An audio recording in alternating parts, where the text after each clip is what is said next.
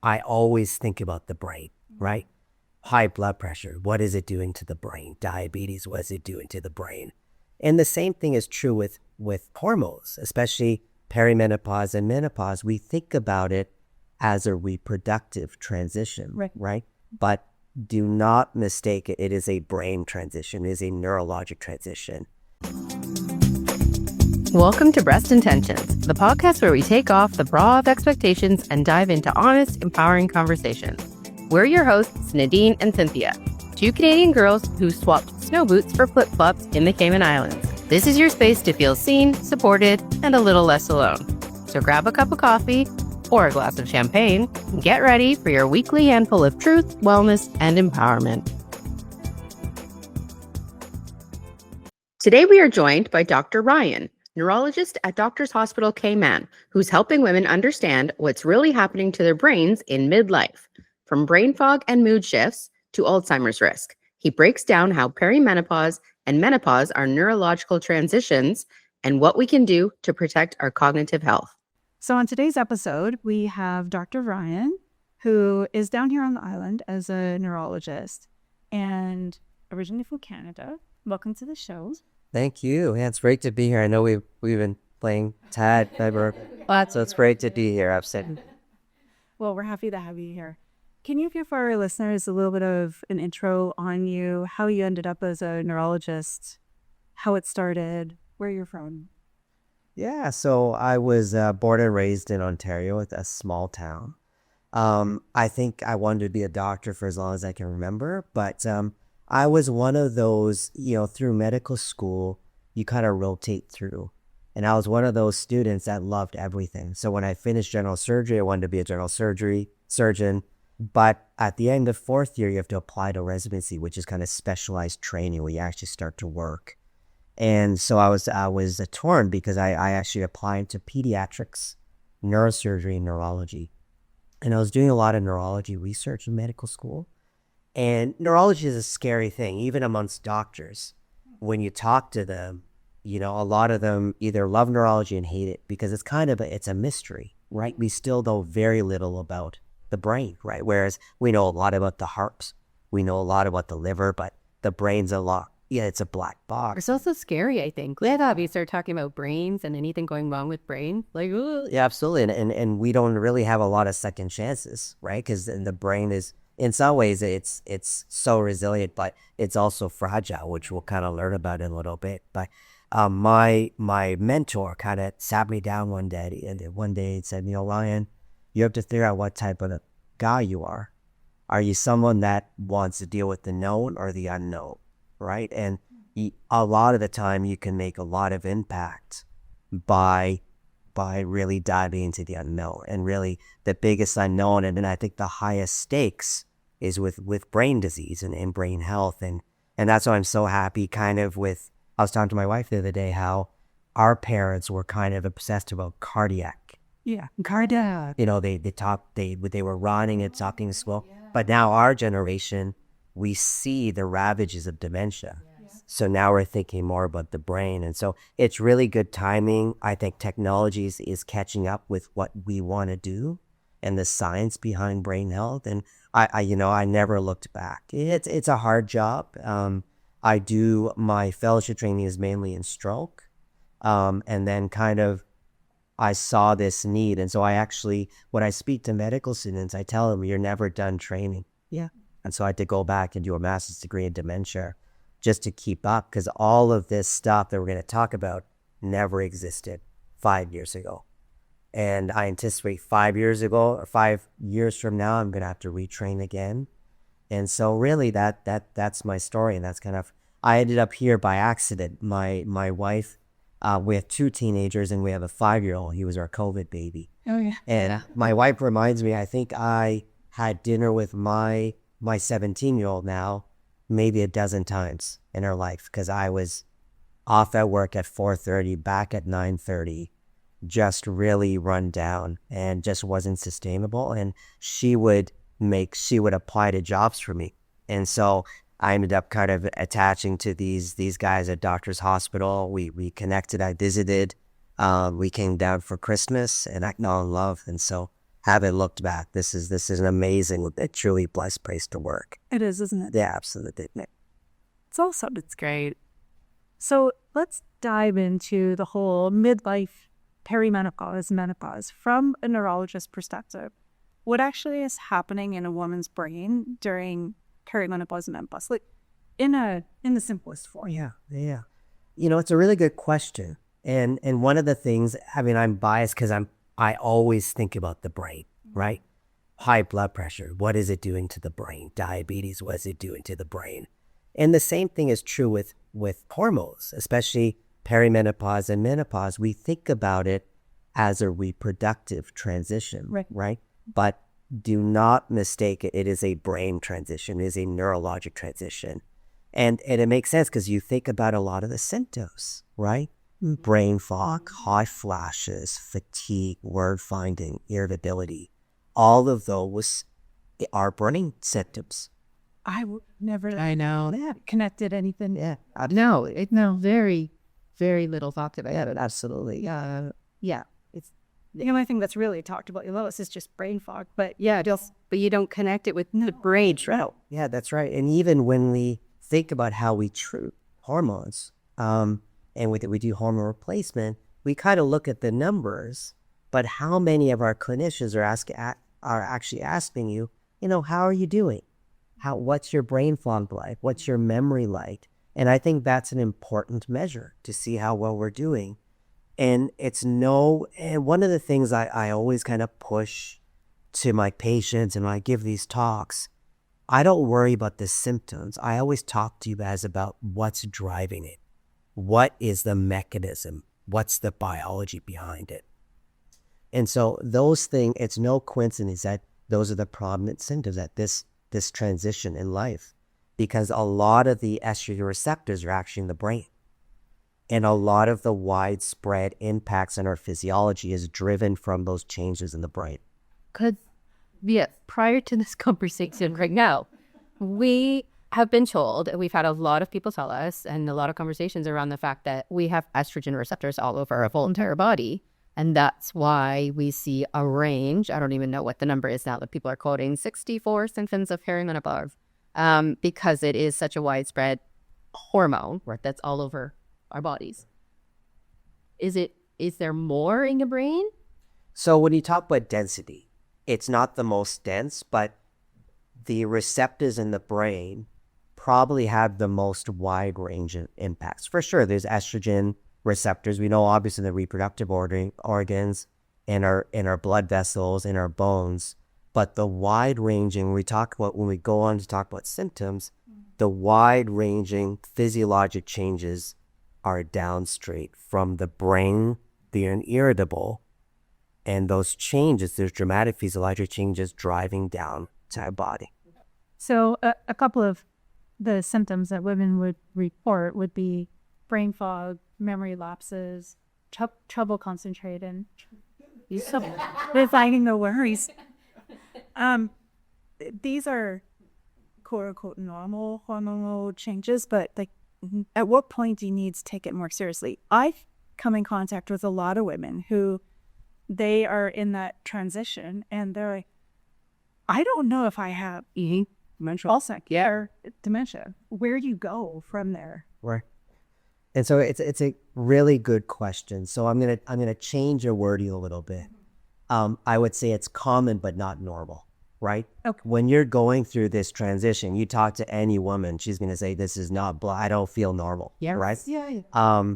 It is a dramatic physiologic change. And if we take a step back and rather than memorizing an inventory, let's see where the estrogen is impacting the brain, right? So when you look at the estrogen receptors, as you guys know, there's three major estrogen receptors in the body.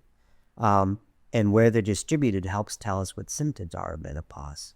So there's a lot of estrogen receptors in the frontal lobe. So guess what that's important for? Decision-making, multitasking, attention, and focus, okay? There's another part in the parahippocampal and hippocampal body. The hippocampus means seahorse in Greek. And if you were to drill a hole right by your ear into the temporal lobe, that's important for memory. right? Which is why, guess what? You guys may lose some of your memory, your short-term memory. There's also receptors in the area called the caudate. And the caudate's a bridge between your frontal lobe, which is what makes us human, and our rat brain, which is the limbic system, which is in a fight or flight, our very autonomic nervous system. And so guess what? We see irritability. We see problems dealing with stress. And then we also see receptors in the back part of the brain called the brainstem. And guess what that drives? Hot flashes, right? So even hot flashes, which you guys think, which many people may think is a temperature issue or blood vessel issue, it's being driven down by the brain. And the last area is in the hypothalamus, particularly an area called the suprachiasmatic nucleus, which is a part of that's what? Sleep, right? So all of a sudden, all those systems... Yeah, checking all the boxes. Yeah, and that's, you can see that's where the signals are being that's why women at that transition are developing those symptoms. And like I said, they're common, but not normal. It really is a physiologic storm. And what I tell women, the advice I give to them is that most of the time, once you're through this transition, you will develop homeostasis again. You will adjust, you will reset. Like you're new normal? Correct. But many women, it's hard getting there. And what I tell them is you're having more bad days than good. And if it's progressing, that's certainly a red flag. And I always remember from my pediatric training days, my mentor told me, listen, when that mom is bringing the baby in 2 to 3 times in a row and they look normal, listen to the mom, right?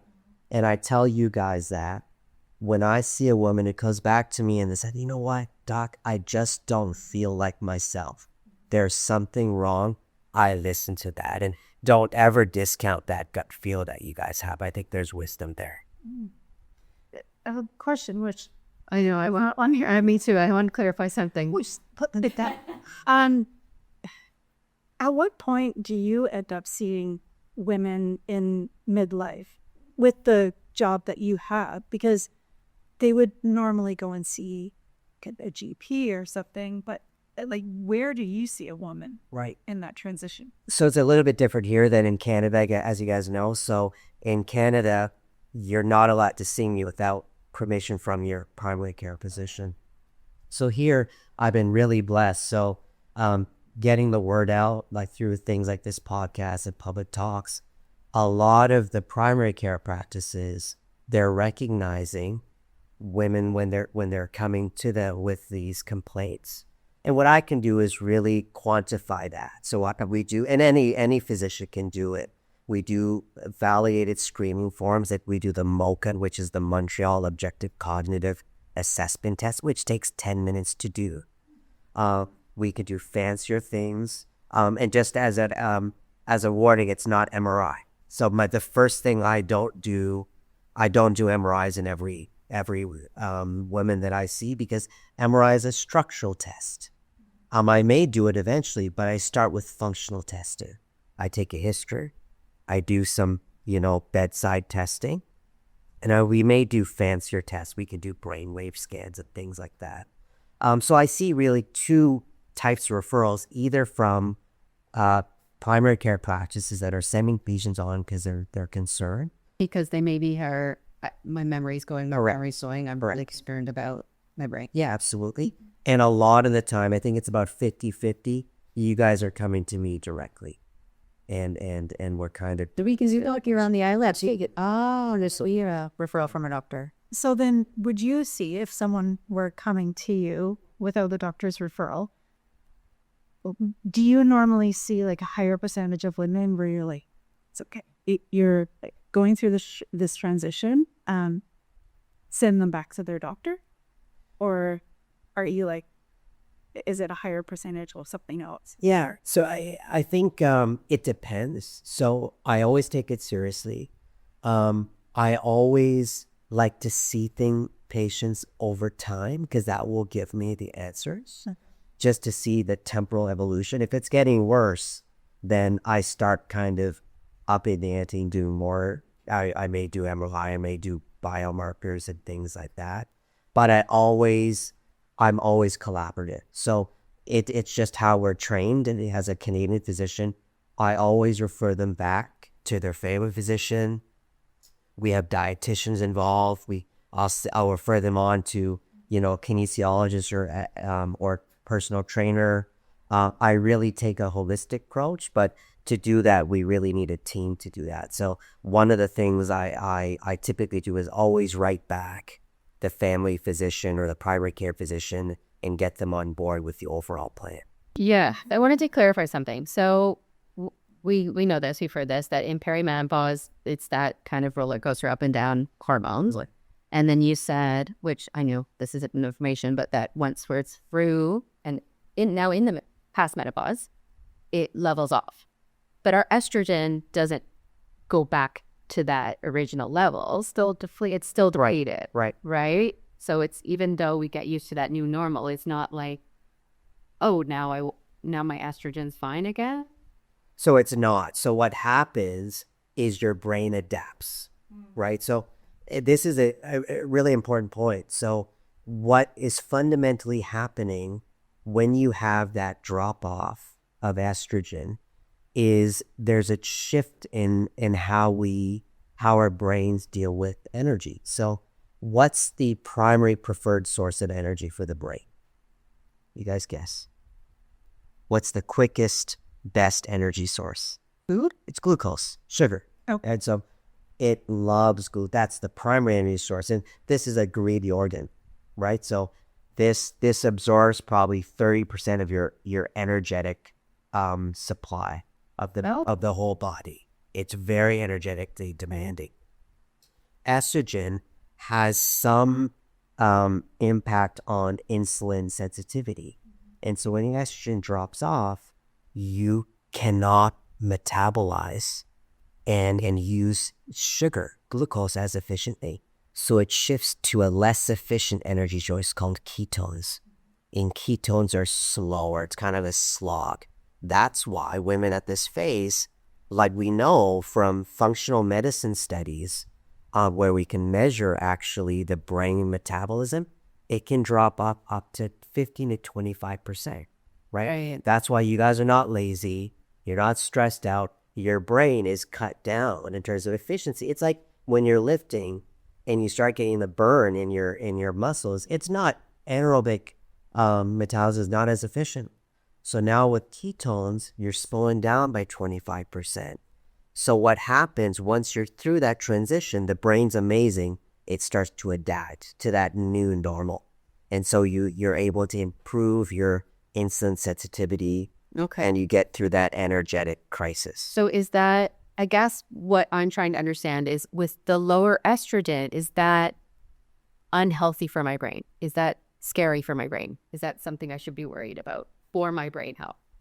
Yes. So we know that with your brain is used to seeing estrogen from puberty all the way up to menopause. So it is a dramatic shift. Estrogen is a neuromodulator, right? So it is the reproductive hormone, but the brain sees it as a modulating hormone. So all of a sudden, well, it should be gradual. Obviously, with surgical menopause, that's a different story.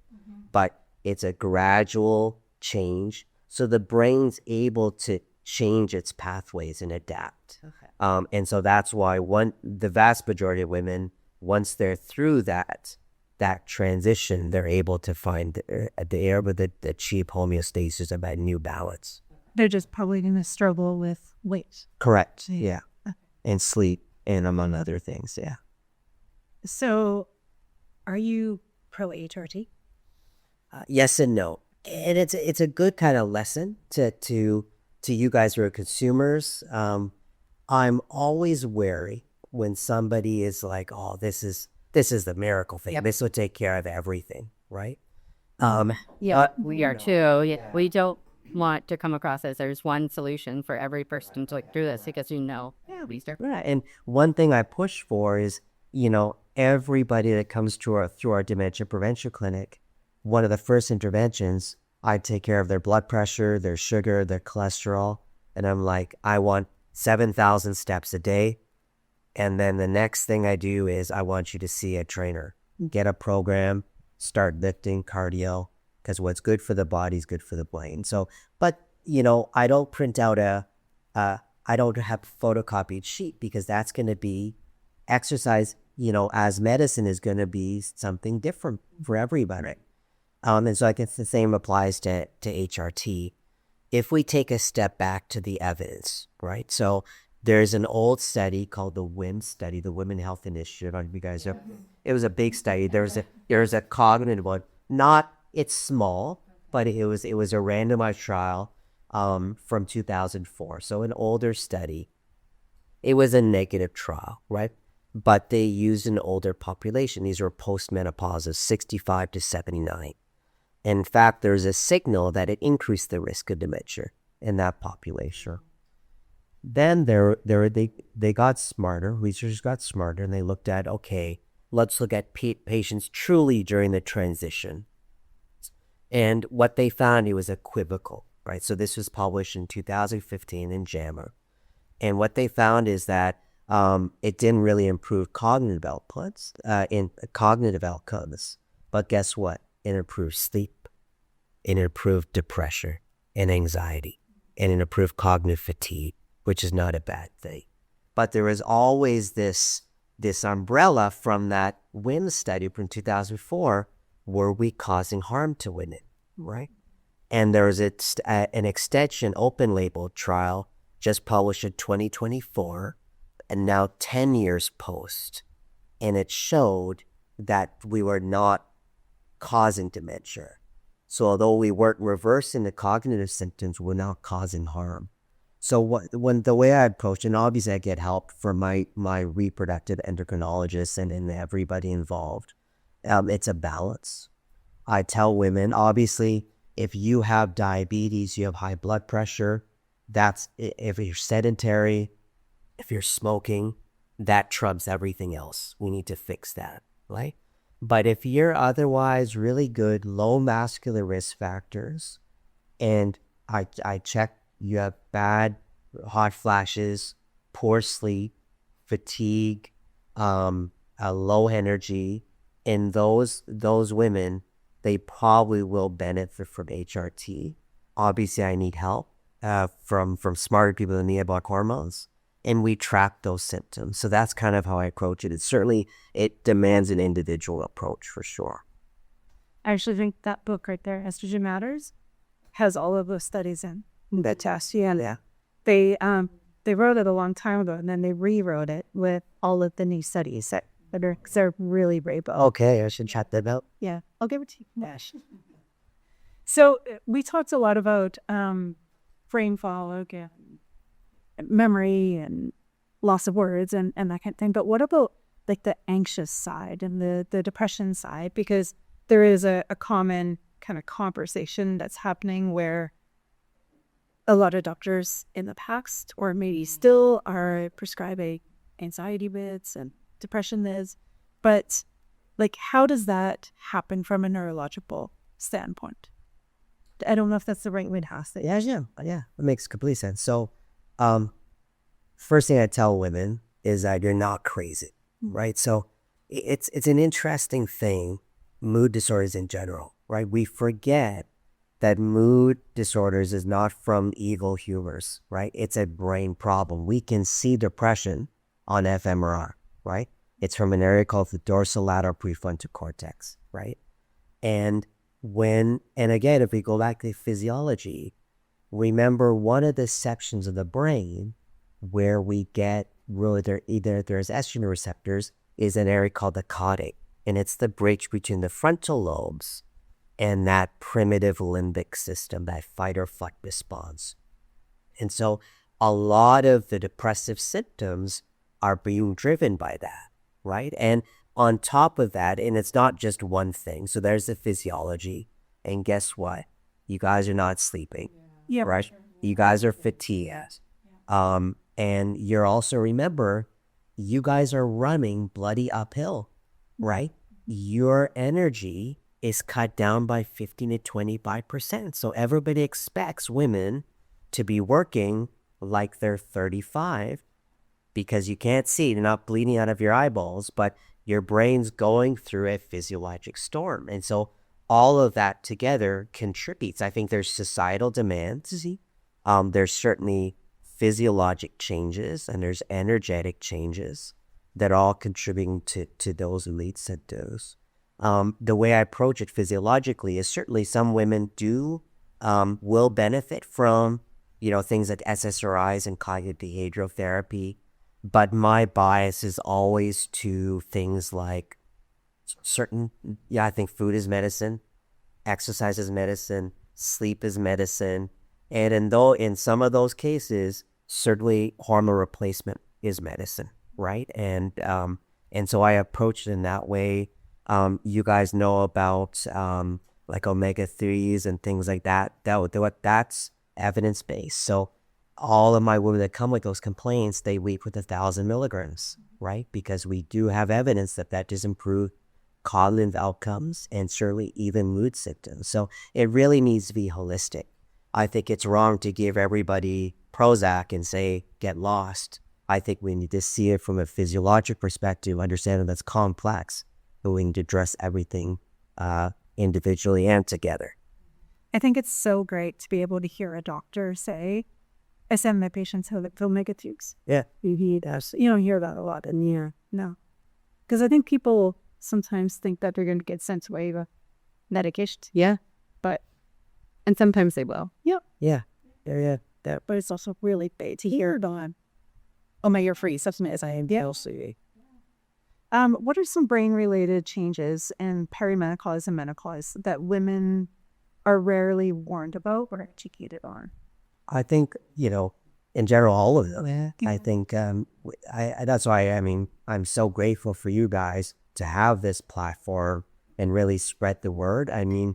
We'll kind of talk about it, but you guys are at higher risk. And, almost 2 to 1. That's the sex ratio, female to male, for developing Alzheimer's dementia. Is it? Yeah, 2 to 1, absolutely. And on this island in particular, and it's one of the things, if you guys ever come to my talks, I always push it. 1 in 5 people by 2050 on this island got Alzheimer's. And listen, Alzheimer's specific Alzheimer's, not dementia, because I think this is confusing for a lot of people too. Dementia is the umbrella term. Right. Alzheimer's is one disease. Is one type of dementia. What else would be a type of dementia? So The Lewy body. Yeah, Lewy body. There's frontotemporal dementia, and there's other types of dementia. Is it just not as common? Like Alzheimer's is the most common form of dementia. By a magnitude. So it's by far the most common type of dementia. 1 in 5. 1 in 5. 5%. 5%? Which is not that far away. 2050. Okay, wow. What is it now? And we don't have good data. A lot of the data is derived from, there's good evidence from the Latin American, Caribbean countries, but we don't really have a good prevalence measure here. And that's one of the things we're trying to advocate for. If it's not measured, we really can't manage it. That's totally, yeah. So if someone says that their parent has dementia, it's actually... What are the odds? It's not actual dementia, but it's just a type. There would be a type. Can we just have dementia? No, there should be a type. And sometimes, listen, we may not know the cause, right? There's an unspecified dementia. There's also, in medicine, we cut things up in black and white chunks, but things are great. So, for instance, one of the commonest forms of dementia is a mixed a blood vessel or vascular dementia with amyloid.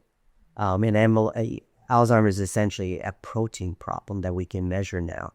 And so it's often a combination of both. So it's rare in clinical practice that I see, Alzheimer's in isolation. It's using multiple things together. The other thing I think that's very interesting with the question that I was asking, so like the brain fog and the loss of words and all of that, I went through it, and we've talked about it before, and I went through it for a while, and because I think lack of education or the conversation about it, I'm like, I'm just going to wait till it gets worse. I'm just going to wait until it gets worse. And then it's kind of like, well, at what point do you talk to someone about it? And how long do you white knuckle it? Oh, yeah. Right. And well, like we've heard so many times, well, it's just a part of aging. Yeah, it's just a part of aging. Yeah. So, yeah. It was a bit of a joke, right? Yeah.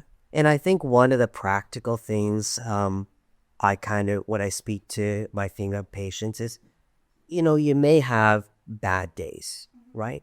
But being mindful when you start having more bad days than good, when you're just having a normal day in the office and you can't write an email, that's problematic. If you're doing 1,000 things at once, remember the energetic demands, that's going to be common and an expected reaction. You just won't have that drive to get through those multitasking things. But if you're sitting at home on a Saturday and you can't write an email, you can't get out of bed, that to me requires something else. So again, if you see that they're becoming deeper, their symptoms, they're not going away, you're not turning the corner, you no longer see that variability, or it's progressing. Or if your gut was like, hey, I want to get checked out, I think you should. And there's a real, I speak to my wife about this all the time. There's a systems problem, right, with how we treat women in healthcare, right? So I'm a stroke neurologist, you talk to cardiologists, women have categorically worse outcomes, right? Why is that? Way too long? Well, actually, the reality is that we probably turn you away, right? And I don't think there's a woman out there that's never come to us and has left where they've been told, oh, don't worry about it. Oh, you're just anxious, right? But the reality is there's men who are anxious, but we don't tell them that, right? And so that's why there's a little bit of a hesitation. I'll tell a story. I have a husband and wife who have early onset dementia. And interesting, the wife was the first one that came to me. And guess who's getting treated? The husband. But that's how you guys are. You guys have to carry everybody first. And then 10 years later, you'll probably come for help, right? And so there's a lot of structural systemic barriers to you guys coming in, and partially we as a healthcare system, we're a lot to blame for sure, and that applies to stroke, that applies to heart disease, 100%. I think women PCOS, absolutely. Endometriosis is a huge history, absolutely. Not women not being believed. So it hurt. Thank you for saying that. That's true. What are your thoughts on creatine? Starting to tell them a really big difference for their brain. Yeah, absolutely. I'm a big fan, right? So I do take it. One of the things, the one hesitation, as you guys know, is the supplement. I'm not smart to know what the good. They're not as tightly regulated. East Pharmaceutical. And so all need to eat. That's right. And so, I get a lot from other people about what are the best types or without contaminants and things like that. But I take creatine every single day. My wife does. She forgets all the time, so I make her take it. And there's one of the things I always push to my patients is like every one of my migraine patients lead with magnesium, riboflavin, which is vitamin B2, and CoQ10, right? And I've added to that if you have a concussion, BCAAs, because there's evidence that it improves outcomes of concussion, and they lead with creatine. So all of my patients that see me at the dementia prevention clinic they lead with creatine. I take it myself. We do have evidence that it's neuroprotective, and I think it's a good thing. It's a no-brainer, to be honest with you. That is amazing. So good stuff. I think I heard, correct me if I'm wrong or if you don't have the data on this, but that I feel that is it 5 milligrams? What the 5 grams that we're taking? Correct. As serving? Correct. Double that has a day, so say 10 grams of this is good for people who are at risk for Alzheimer's. Yeah, so I don't think we have that data yet. There is, even with BCAAs and omega 3s, there's a dose response for sure. We don't know exactly what the right dose is. Certainly, what I take 5 grams a day. That's kind of my sweet spot. More could be better. Some people may have more, if you're lifting a lot, depending on your diet, things like that, you may require more. But I usually, when I counsel my patients, say, take 5 grams a day. Okay. Yeah. Yeah. Because I was considering going up to this Bible, and I heard that, yeah. And I'm sure I have a client that what's not harmful.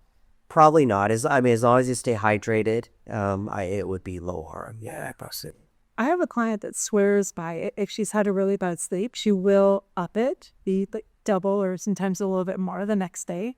And she has said that she like noticeably notices differences. Yeah. Like it helps her feel good that day. Yeah, If she's from a brain fog or cousin to I see. Yeah, I see. And I think another thing that helps sleep is progesterone. So progesterone, estrogen really impacts the dopamine system and the acetylcholine system. Acetylcholine is dominant to the frontal lobe, so it's focus, attention. The dopamine is motivation and the reward kind of the system. Progesterone, though, is GABAergic. And as you know, GABA is the inhibitory, so it kind of blocks certain things. It slows things down, and it's actually magic for sleep, right? So I hear a lot of women when they start HRT, especially the combined, that progesterone, their sleep is one of the first to actually come back very quickly. So that's strictly something worth exploring with your clinicians. So given the timing with the perimenopause and menopause and how it does affect the brain, can we call Alzheimer's? Is it considered a hormonal in any way? Yes and no. Okay. So, I think there's a hormonal component. We know that from the sex ratio. Just I would say, yeah, absolutely. Percentage. And I think there's a lot of other things. We know that sleep disturbance is an independent risk factor. A lot of people think that when we're sleeping, we're comatose. We're not. It's a very active metabolic process. And the example I use is if you've gone to Times Square, when do they take the garbage out? They don't take it in the middle of the day. They take it in the dead of night. Right. Because that's the only time when there's no traffic. That's where our brain takes the garbage out, right? During deep sleep. That's when it clears those metabolic, those toxic metabolites. So certainly sleep disturbance is contributing to that. Chronic stressors, anxiety and depression is a risk factor for dementia. And then there's the blood vessel phase with that women aren't missed for, especially around that stage. Hypertension, diabetes, cholesterol, smoking, all those things, sedentary lifestyle, all those things together combine to increase your risk. There's also something that's a little bit confusing. There's a genetic marker for this factor for Alzheimer's. It's called ApoE, and we have 2 copies of ApoE in our body, and there's 3 versions, 2, 3, and 4. The highest risk is 4-4. So if you have ApoE 4-4 from birth, you have a 50% lifetime risk of developing Alzheimer's. And that is like, say I take care of all those other stuff. I'm sleeping like a champ. I'm not smoking. All the things. Right. That's your. I still have 50% chance of Correct. Even if I do all the good things. Correct. And it depends. And I obviously we meet patients who have that, and I tell them, listen, I'm a half full kind of guy. Yeah. If you have 4-4, man, we're pushing your steps. I'm going to treat your blood pressure 125 over 80 or less. We're going to cure your diabetes. You're going to start working out. You're going to stay cognitively active. And that will push you to that top. We want to be in that. Correct. That cures empathy. So you can, like, say I am this 4. Yeah. My dad had Alzheimer's. His mom passed. So we're very conscious of this. I don't know if I have that. I haven't done the DNA test. but it's not a lost cause. Like I can't just go, well, it's in my DNA. Yeah. So I can do the Absolutely. It is Not necessarily destined. correct. And that's why we say ApoE is a risk factor. So it's not true. There are very rare, truly genetic Alzheimer's, and they're from specific mutations. But ApoE is not. It's a risk factor. It's not a definite, be all and end all. Interestingly, though, if you have an intermediate genotype, so if you have so the most common type worldwide, all comers 3-3. Yeah, you're like yeah. If you have 2-2, you won the lottery because you have a lower risk, but it's rare. I think 5% of the world has it. But in my practice, I have somebody who has 2-2, and they also have Alzheimer's. Just absolutely, because it is protected. But if you have high blood pressure, you're having little silent strokes in your MRI, you can develop it. Women who are 3-4, which is intermediate risk, they have their odds ratio of developing Alzheimer's versus a man so women it's 4.3 times. For a man it's about 3.5. So women, all things being equal, that ApoE genotype with the estrogen and the other things put them at higher risk. The other thing that I found was, really interesting is because I do DNA concising. So I basically meet with people and I read their DNA. And the ApoE is also part of the LDL, or like it's one of the genes that tests. And so a lot of people that have either an E3, E4, or an E4, E4 will usually have a tie or having high cholesterol. Yeah. Yeah, absolutely. So when I see patient 4-4, that we obviously push lifestyle, exercise, dietary changes. They meet our dietitian, and if I have a very low threshold to drive that LDL down, yeah, I'm seeing it there. What are the most impactful things that women in their 40s and 50s can do to prevent? I guess let's try to prevent that or to preserve their long-term health, brain-wise. Yeah, and it's a great question for a couple reasons. I tell people if you're starting to think about dementia when you're 70, it's too late. Yeah. Right? Especially on island, because of the burden of metabolic diseases, things are shifted, right? So I'm talking to 40-year-olds, hey, think about your brain, right? We think about our heart because that's kind of that's kind of in the ether, right? But we never think about the brain. But listen, the high blood pressure control. So those are the big ticket items, high blood pressure. And if you're at risk, you want the lower the better, at least 125 or 80. Obviously healthy diets. I push the Mediterranean diet. There's others, just the mind diet, things like that. As you guys know, the best diet is the one you can stick to. And so whatever, but you can borrow pieces of that. But what's special with the Mediterranean diet is really you limit red meats. And the most important thing in my mind is no fried foods, and really you're not having processed foods, right? That's probably the most important thing. A lot of people can adhere to it, but those are the things I push for them. And obviously olive oil, and you're going to avoid highly processed vegetable oil. So that's kind of Sugar. That's right. Sugar, absolutely.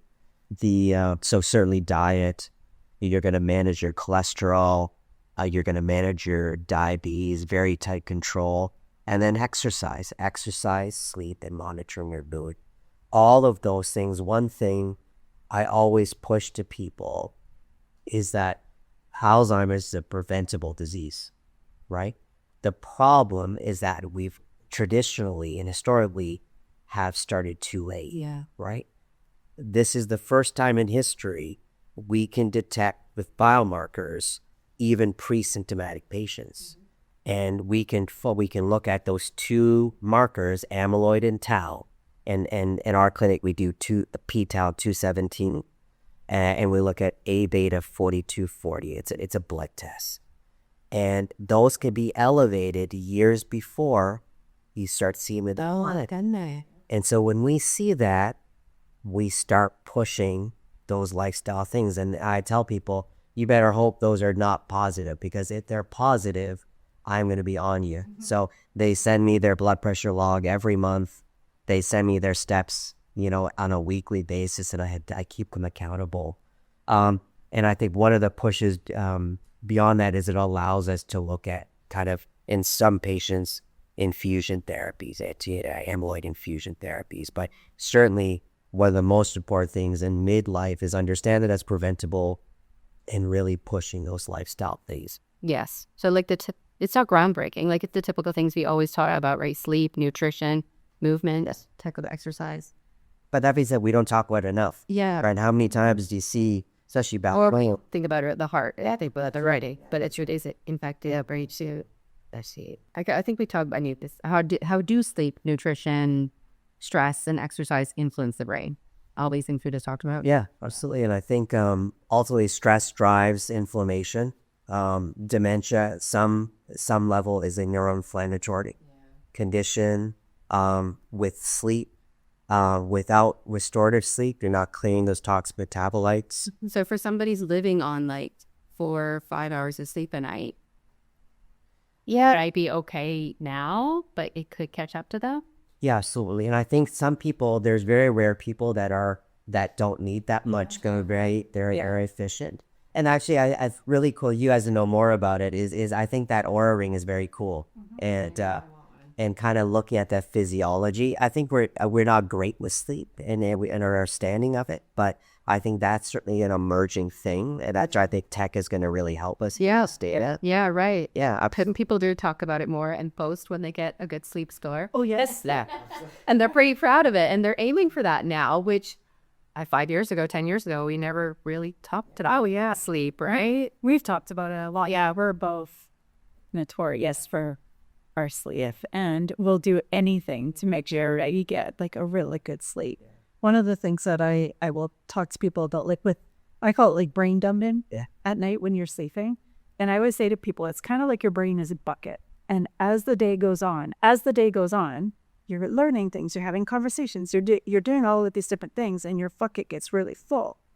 And when you go to bed is when your bucket has emptying the trash, right? So when you get into that deep sleep is when that bucket can finally dump and clear out, and then you feel good the next morning. You feel like your brain is clear and everything. But if you are not getting into that deep sleep, or your sleep is still too short, that bucket will kind of dump, and you get back up. That's your kind of dump and come back up. So then you wake up the next morning and your brain is still, or your bucket is still kind of full. So then you go along your day, and now you've like filled up your bucket again, and now it's overflowing. So it's so important. That's what magnesium. Yeah, just to do. Yeah. And to meet your point, Notice if you should. one of the problems, listen, don't mistake hours for True. Like, so listen, it's scary. And again, it's our fault. Those Z drugs, wine sleep. When you get up from a wine sleep, you're not, it's very superficial and non-restorative. So one of the things people mistake is like, oh yeah, I'm sleeping to 7 hours because I'm taking 2 of these Z drugs a night. It's not physiologic. And It's not fully dumped. On here. yeah, Pseudo. yeah, That's it. yeah, absolutely, yeah. So I think I see that a lot for patients where it's kind of pharmaceutical induced coma, but you're getting the hours. It must still probably be the crap. Well, and going back to the progesterone, I have a client, so I don't even know how many years she was living off like 3 hours of sleep, and went on HRT and started taking the progesterone. And her life, she was like, I'm getting 8 or 9 hours of sleep every single night. Yeah. And no aches. Yeah. So Change your life. completely. Yeah. Completely. Yeah. I couldn't imagine. Yeah, and it's real. Listen, I a lot of this is driven from what I've gone through. It's like I tell people, my first year in practice, you're kind of grinding. You're trying to develop a practice, trying to pay off your bills. And so I was sleeping very little, and I gained literally 60 pounds. Really? And you don't need that much, you know what I mean? And just from not sleeping, that chronic cortisol just never unwinding, right? And I'd wake up from sleep like looking at my phone and it's a big deal. And No wonder why your weight is trying to yes, and honestly, and that's why I tell people, and the sad thing, we all know people that live their entire lives like that, right? And we weren't built not to sleep, right? And so I think it's a big issue. If you could give every woman in perimenopause or approaching menopause one piece of advice about protecting their brain, Good question. So I think take care of your blood vessels for sure. Take care of your body. How do you take care of your blood vessels? As in, like, making sure that your blood moves Yeah, freely through your blood vessels. exactly. And also, essentially, you want to reduce the risk of atherosclerosis. So you want to make sure your blood pressure or your diabetes, your cholesterol, you're not smoking. Sleep, exercises, stress reduction. I beg women, listen, lift heavy weights, right? You're still going to fit into Lululemons, but that is neuroprotective. I'm a strong believer. Certainly the cardio is important, but also heavy weights, I think, has some neuroprotective effects. And so those are the things. Obviously, there's bone benefits as well. And really, that's kind of what I push. And go with your gut, right? I mean, it's normal to have variability during this phase, but if you're seeing, you're not turning the corner, you're not having good days anymore, go with your gut and kind of seek out help and get checked out. what gives you hope when it comes to research, prevention, and the future of women's brain health Yeah, and Alzheimer's? yeah, absolutely. I think the fact that we're having this conversation, this in my residency, I finished my residency in 2010. I never learned about any of this stuff. Like, there was no women. Now in Toronto, there's a women's neurology clinic that addresses migraines and stroke risk, dementia. That never existed, right? So the fact that we now have an appreciation that there's categorically a different risk, and this requires a systems change and a different approach to women's brain health, I think is perhaps the greatest change and the most hopeful thing. I think that the brain, as our tech catches up, we're starting to learn more about the physiology. We're going to understand risk, and that will inform prevention and treatment. I think that's another important thing, and we're a ways away, but we're finally making some inroads into putting a dent into the dementia. And I think what we're realizing, I think governments are still lagging because they're not paying. Yeah. Like, doing preventive health doesn't really pay that much, right? And that's a problem. But it does, because then you're not paying for it Correct. down the road. Yeah. But it's just Correct, exactly. But it needs that shift. And I think now insurers are like things like your program where they're like, hey, we'll give you points for getting your step counts and things like that. I think that's a shift to more preventive, because we've learned in our generation, if we're just reactionary, we're going to bankrupt the system. Yeah.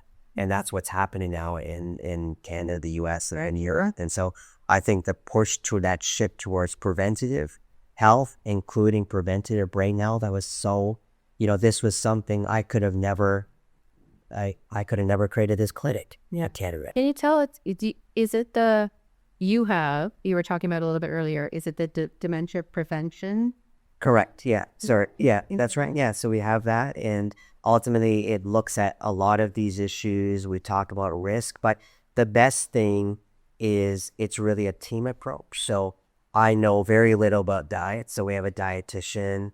I'm looking for a network of people that will help with exercise and knowledgeable about that brain-body connection. I tell people, go out and learn ballroom dancing. That brain-body connection is protective. And something new, I think people talk about too is learning something new, learning a new skill or learning. Absolutely. Because keep your brain. Yeah, absolutely. And we obviously manage the vascular risk factors, and we look at those biomarkers and things. So really, it's a complete thing. The blessing here on this island is I have the time to do it and the resources to do it. And so really, it's an exciting time. Would I be somebody that would be a good candidate for that, since it does run in my family and since I am trying to be for lacto? Would I be somebody that comes to that? Or is it kind of your doctor goes, you need to go to this? Yeah. Or like, can she come to you and then you would test her ABLE? It depends. It depends what the goal is. I'm fundamentally a clinician, so I always talk to you. I examine you. I find out what your goals are. And in some patients, yeah, we do that.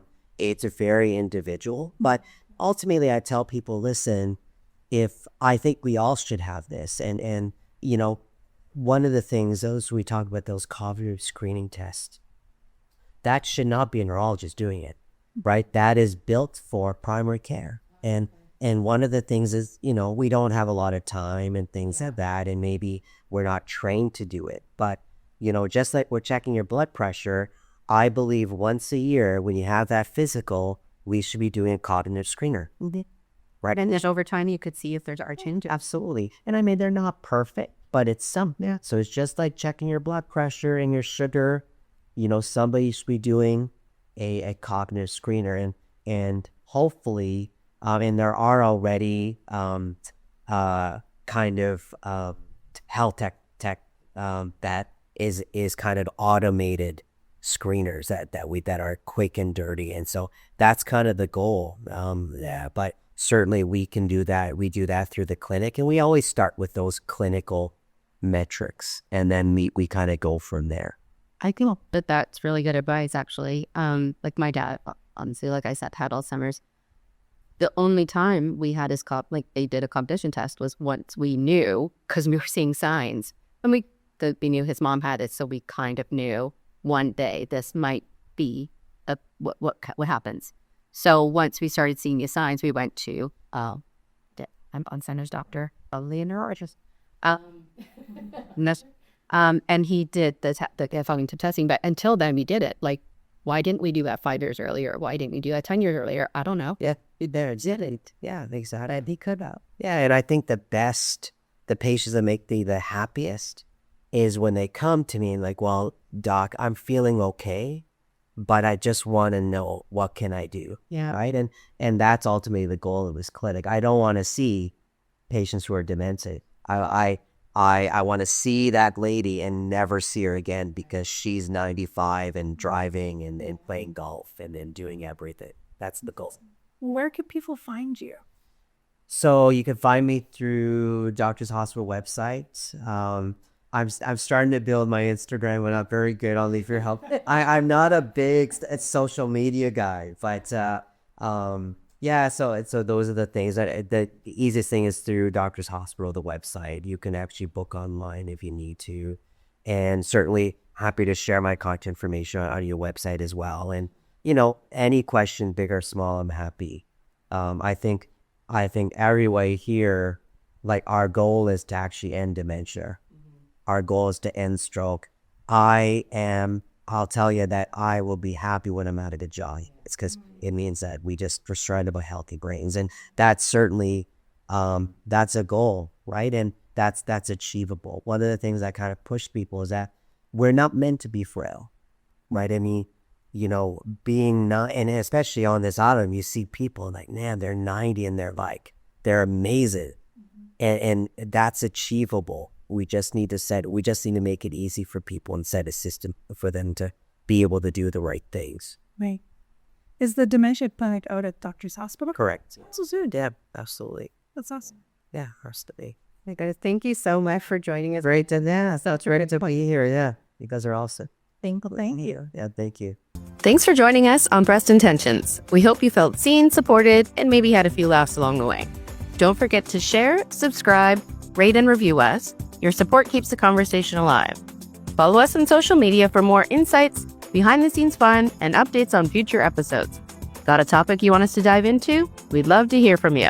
Remember, Life's too short for bad bras, toxic relationships, and kale you don't actually like. So until next time, stay bold and keep your breast intentions exactly where they belong, front and center. Now go crush midlife, or at least today's to-do list. Cheers!